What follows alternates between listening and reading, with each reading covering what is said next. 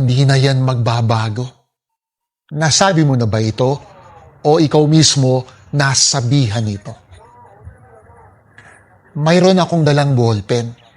Kapag naisulat mo na ang tinta nito, mahirap nang burahin. Ganon din ang panghusga ng tao. Mahirap baguhin.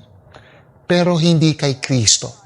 Sa Ebanghelyo, Matthew 13:24-30, sa talinhaga, sinabi niya, huwag mong bunutin ng damo, hayaang lumago kasama ang trigo. Ibig sabihin, handang maghintay ng pagbabago ang Diyos. Kaya makakaya nating magbago. Pero baka yung humusga sa'yo ang hindi makapagbago.